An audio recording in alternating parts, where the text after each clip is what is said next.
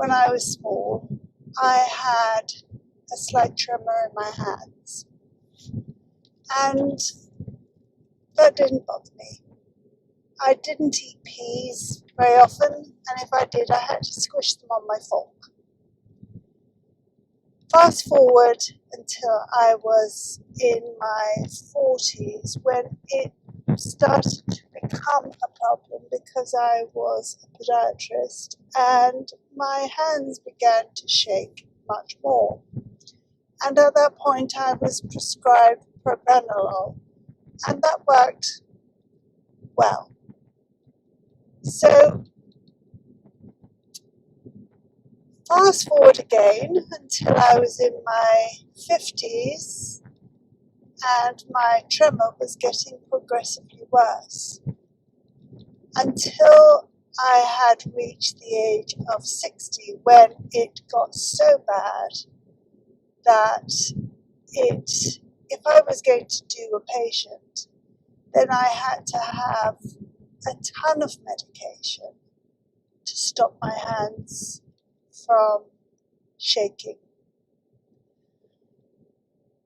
But the medications that I tried were not successful to any great degree. I was put on Primitive for a little while, and it rendered me so tired and so sleepy all the time that it just wasn't viable. I just couldn't stand feeling that I couldn't function. So I asked for a different drug. This time it was called Tremors. Now that was a very odd drug indeed because it stopped my appetite totally. I do believe it is also used for weight loss, so I can see why, because it just takes away your appetite completely. And for an entire month, I only ate 4 slices of toast in that entire time. But that was it. And as I increased my dose, I became nauseous.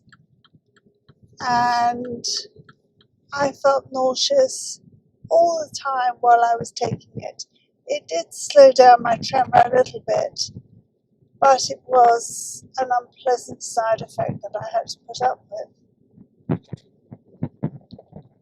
So one day I was watching a program, and on it was a reference to a new treatment for essential tremor, and that was called MRI guided focused ultrasound. And it seemed like it was just the job for me. And all the people that were having it, their lives were transformed. So my darling boy started researching it, and we found that they did it in Charing Cross Hospital, but their list was now closed. They weren't looking for any more subjects to, I suppose, practice on. But we could find out if it could be done privately. So we got this appointment, this private appointment, and we went up to London, and we saw the consultant. Oh, I think he was going to stop then. And we saw the consultant, and he told us all the processes that you go through for MRI guided focused ultrasound. And that meant having all of your hair shaved off, a cold cup put on your head for the entire time of the treatment, and it lasting for about 5 or 6 hours in and out of the MRI scanner, and having quick bursts of focused ultrasound on your brain. And you have to have your hair shaved off because the heat caused by the focused ultrasound would burn. So, that said, after speaking to him, I really didn't fancy it. It seemed such a long day, and it only did one side at a time. And plus, I had a head tremor, and it wouldn't stop that. So if I went to have it done, it would only do my right side because that's my dominant side, and actually that was the worst side. I mean, the other side shook, but not quite as bad as the right side. But I'd still be left with the head tremor, with the no tremor in my head. Also,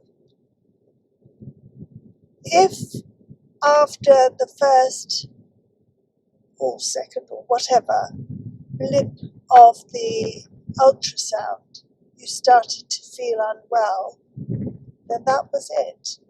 You couldn't have any more. It would stop. And at that point, you will have paid your £24,500, and you couldn't have anything different, any more treatment. And with that, and the feeling that I don't think I could stand an entire day in and out of an MRI scanner not moving, we decided, well, then the doctor told us about deep brain stimulation surgery. Now, my darling boy and I had chatted about this, and at one time I said, yes, I would like that. But he didn't mind the focus ultrasound because it wasn't cutting into my brain. But he was very fearful for me to have the deep brain stimulation surgery.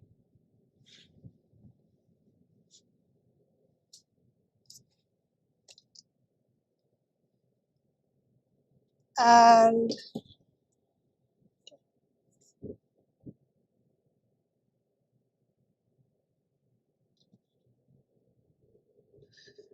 he was very fearful for me. So I knew that. And so when the doctor mentioned the deep brain stimulation surgery, I said, I don't think my husband would like that. And my darling boy said, if you really want to go ahead, then I don't mind. So the doctor told us that it could be done in Bristol, and the difference between having it done in Bristol or Charing Cross was that in Bristol, you only had a tiny bit of your hair removed, and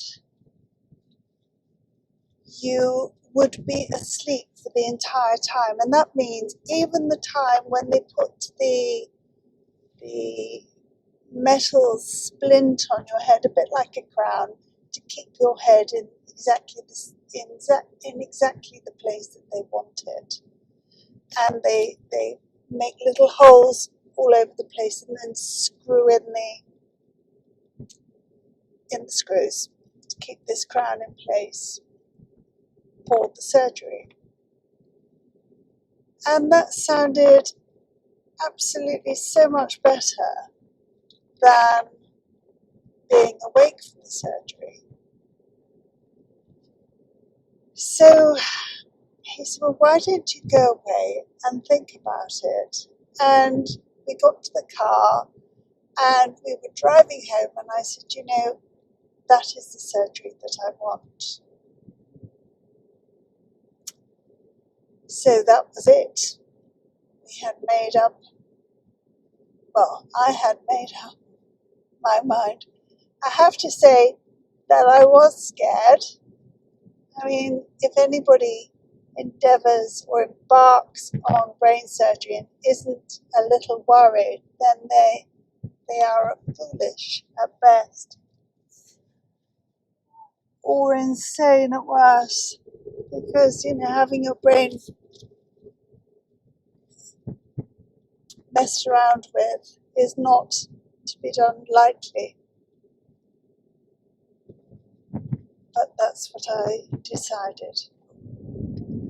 The surgeon had said to me and my darling boy, well, you could always have deep brain stimulation surgery. And I knew that my boy didn't want me to have that. He was too worried. So I said, well, I don't know whether I could have that, because I don't think my husband would like it.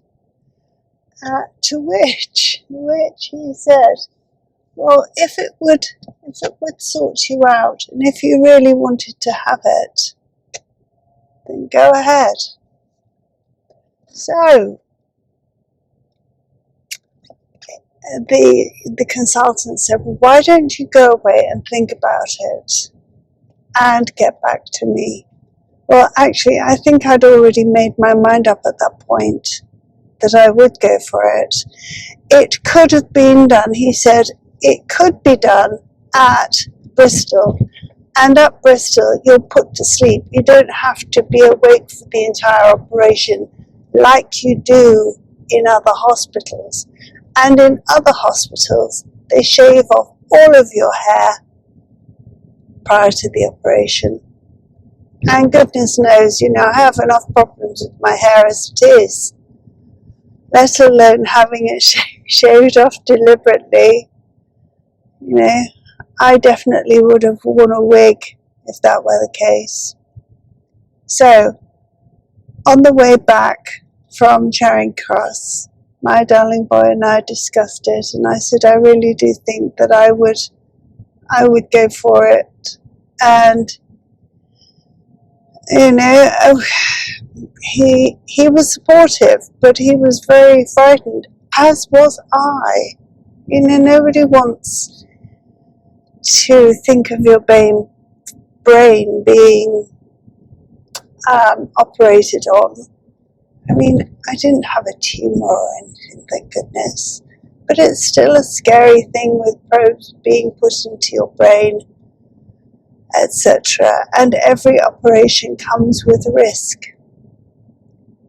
So I emailed, I think his name was Dr. Bain, and he was lovely, the consultant. And I emailed him and I said, yes, please, I would like to go ahead with the deep brain stimulation surgery. If I could go on that waiting list, that would be a wonderful thing. So he replied, and then I just had to wait. So a year went past and I didn't hear anything.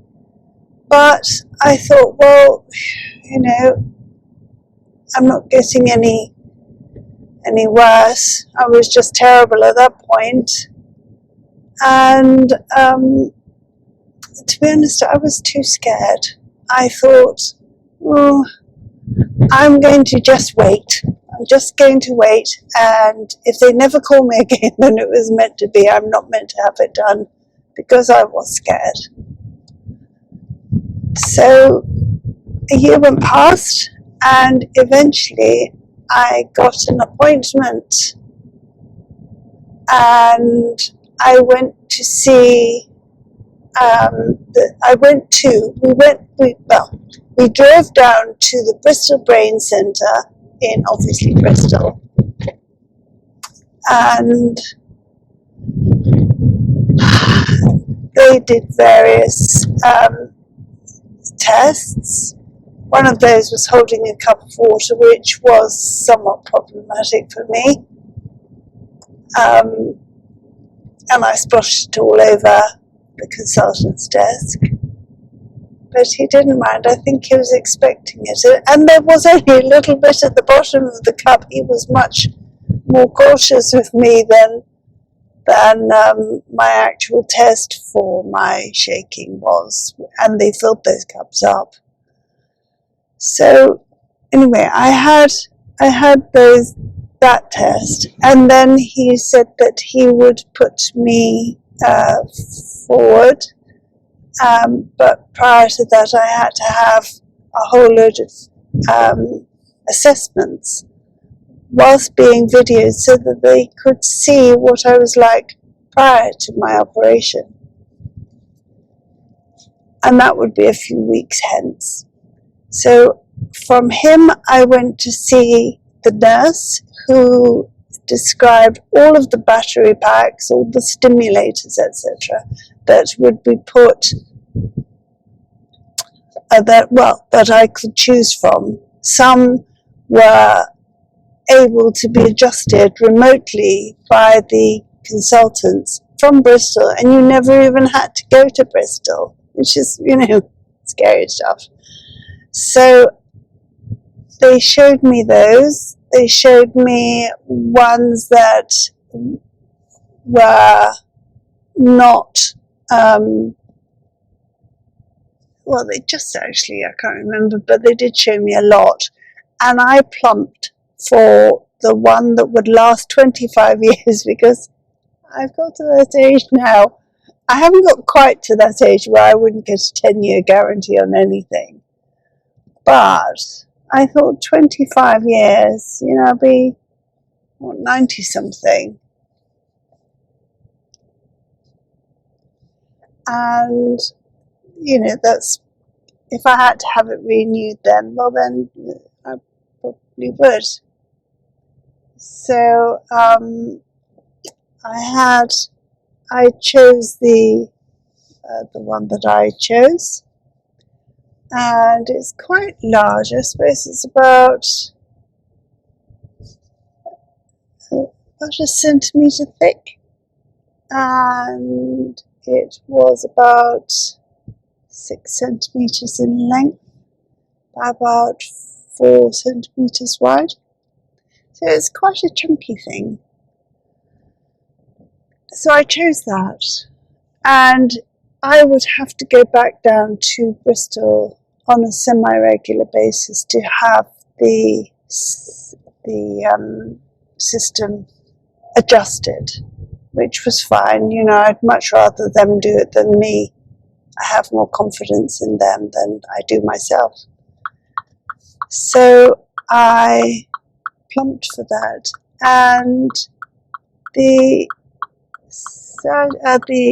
consultant said, this is the part that takes the longest. It takes the longest to get to your assessment.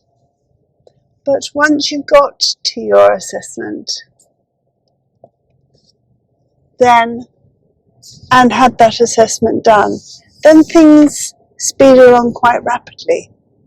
So it can take 6 months after your initial appointment to get your assessment. But thereafter, things move along rapidly. So I thought, okay, if you imagine, I'm still tampering down my absolute terror about having this operation. But I knew it would be life-changing for me. So 6 months goes by, and I eventually get the appointment for my assessment. So we drive down to Bristol, and we have the assessment done at the South Meads Hospital. And it was interesting. There were various tests I had to do, some of which I have put in another video. You'll be able to see by that my hand control was abysmal, and clearly it affected every bit of my life, even to the point of cleaning my teeth. You know, it was just a miserable time. So anyway, I had that done, and as soon as I had that done, then I was sent a date for my operation, which was in January. So that was fine. And January eventually came, and we booked a room in one of those little hotels. And so because we had to be there at 7 o'clock in the morning, so I obviously wanted to be there at 6:30 in the morning because I hate to be late. And so we had to book a room because we didn't want to be setting off gone midnight, you know, just to get there nice and early for this operation. So we got in there, and on the week prior to my operation, well, my operation was scheduled for the Thursday, I think, Thursday or Friday, and on the Monday I had a skin cancer removed from my upper arm, and the scar from that is about 2 inches long. So it was quite a chunk taken out of my arm, and it actually was a chunk. It was, you know, it left a dip in my arm, and I watched them do it. It was quite interesting, really. I'm odd like that. Anyway, I had that, and it had started to heal, but not quite healed enough. And I was down to have my operation at 2, and the brain surgeon came round about 12, I suppose, 12 or 1, to see me prior to my operation. And I mentioned my arm, and she said, "Can I have a look at it?" And I said, "Yes, of course." So she had a look at it, saw that it wasn't quite healed, and she said, "I'm sorry, we can't do your operation." And you know, I wasn't disappointed. What they did, they booked me in for, I think, about a month later. We booked a room again at a different hotel because the other one was rotten. And it was much better. And it was nearer to the hospital as well. And we got there for 7 a.m. And this time, obviously, my arm was healed. And I was down for being first, which, you know, it is a relief when you're not sitting around waiting for it to happen. So I went down. My darling boy stayed with me until I had gone, and then he was going to come back that evening because they said I would be away for at least six hours, and then a couple of hours or an hour or so in recovery, so not to worry about coming back until much later. And so when he came back, I was very sleepy. My hands had already stopped shaking, which was strange. Amazing, in fact. Everything had gone well. And apparently your hands stop shaking, your tremor stops because your brain has been traumatized and is swollen from the operation. But that's called a honeymoon period, and it doesn't last for very long. It lasted, I suppose, massively for 2 weeks, and it was just a delight to be able to pick up a cup and not think, oh my goodness, how far am I going to get with this cup? Am I going to get it into the other room to my husband and not spill it?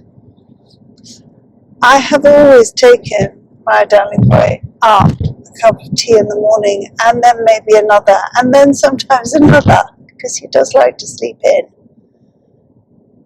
And every single time I have done that, it has been so stressful. It is the biggest stress of my day when I do that, because obviously not only am I having to navigate the stairs, but I've got this ticking time bomb in my hand that could slop everywhere at a moment's notice, and that's terribly disconcerting.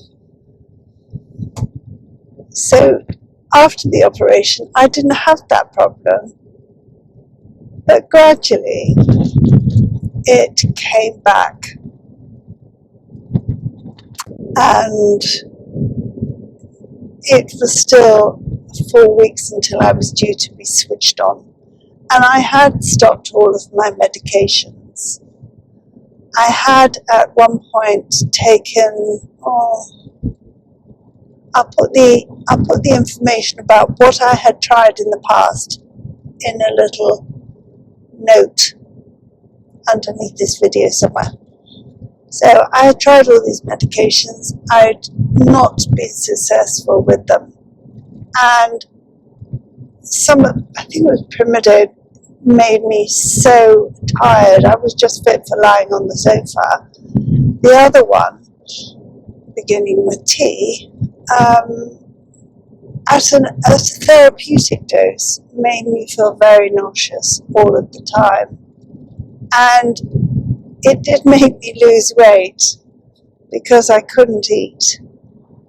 And apparently it is used for weight loss, but it did make me feel sick. When I very first started taking it, I was set on a dose of 50 milligrams, and then it was upped to 100 milligrams. And I did not eat hardly a thing in a month. I mean, if I say within that month, I might have had in total 3 or 4 slices of toast. That would be it. It was the most extraordinary thing. I had absolutely no desire to put anything into my mouth.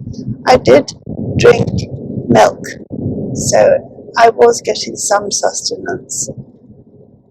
But I went off tea and coffee, and I went off food. So I can see why it might be used as a weight loss drug. So anyway, it came to the day when I was due to have my stimulator switched on, and we decided to just leave very early in the morning and get down there for our 9:30 appointment. It's so much easier than spending a night in a hotel. And we always leave extremely early because I'm paranoid about being late. So I think we left at 6 for a 9:30 appointment, and it's only a 2-hour drive. But there you go. Better to waste our time than theirs, because theirs is precious. So I went into my appointment, and Caroline, the lady who does the adjustments, she said, what we're going to do now is we are going to start with your right hand, and I'm going to start to switch it on, and suddenly you will feel a tingling. So I said, okay. And she said, what we'll do is we will give you a cup of water to hold and bring it to your mouth, and at the point at which it no longer shakes, then we will stop at that level. Because right now you still have some residual effects from the operation. So your shake won't be back as bad as it was prior to the operation. So she switched it on, and I felt a tingling all the way from the top of my head, all the way down my arms, into my leg. Just the one leg, the right leg. It was the most extraordinary thing, and it just made me, like that. And with each time she did it, that would happen. And eventually my shaking stopped in that hand. And she said, right, now we will do your left hand, and your left side controls your head movement, because at the time I forgot to say that I had a tremor in my head as well. So I looked like this. I would always have my head slight tremor going from they call it a no tremor. So she started on that side as well, and gradually it all stopped the same as the other side. Each time she would switch it on or turn it up, adjust it, then I would get this feeling that would make me not jump quite, but feel very odd for a few minutes, for a few seconds.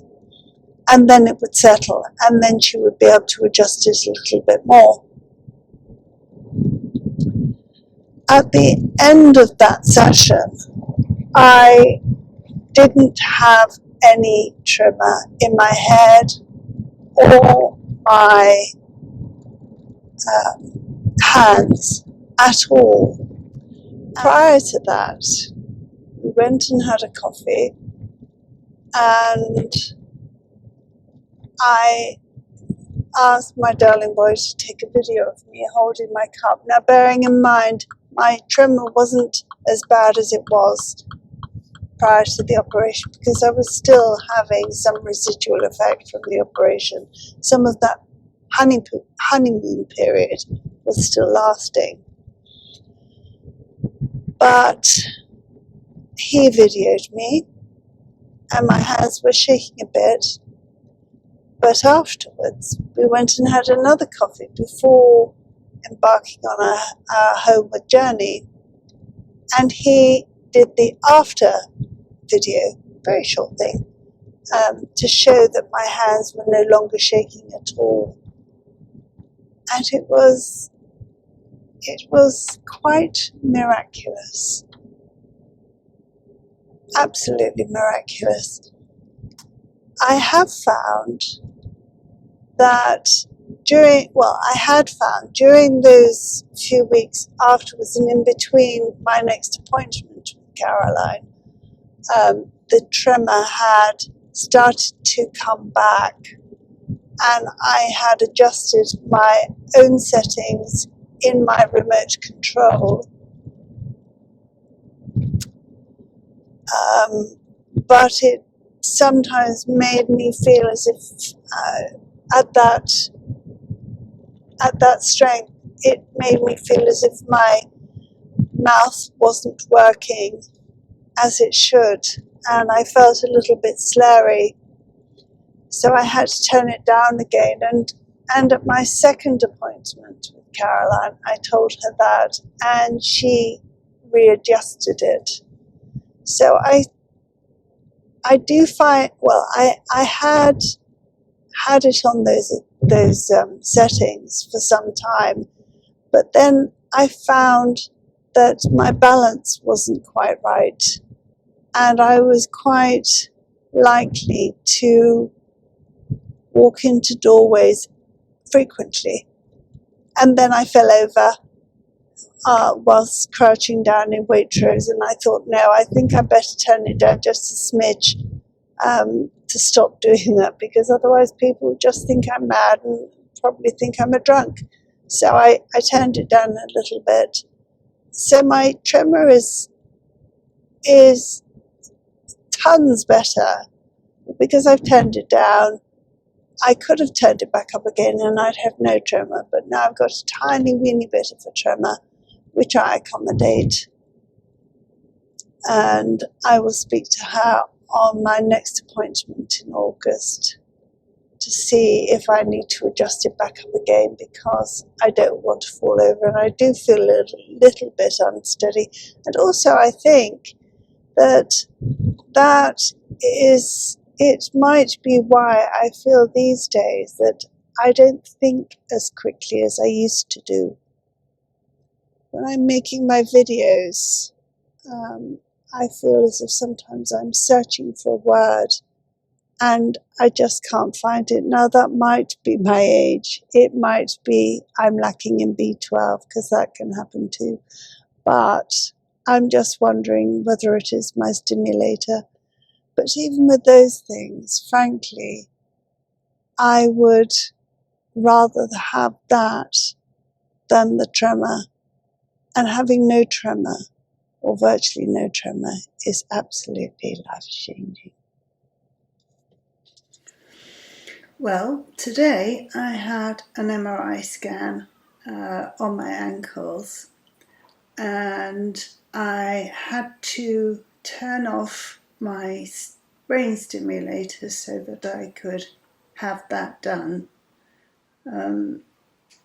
And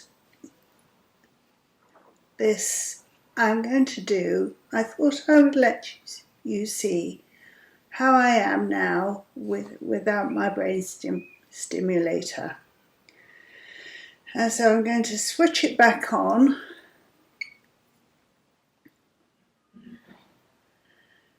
And you should see,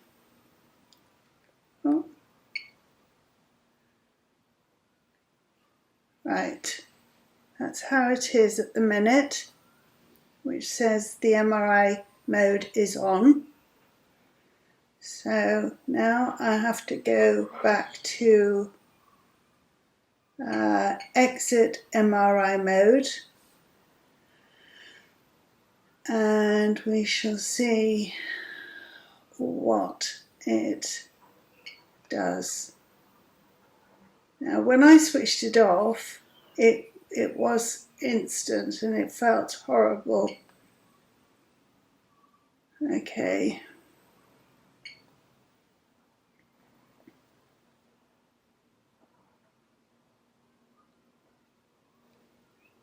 It says it's exiting MRI mode. Oh, it's obviously, oh.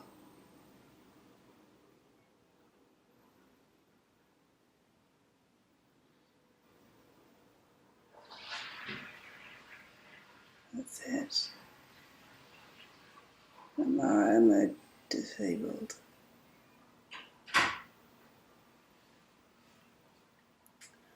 I have to say that's quite an unpleasant feeling. You get pins and needles from your head down your arms and then down your legs. So I won't be hopefully doing that very often. But look, your backs. And if you have been, thanks so much for watching. Bye.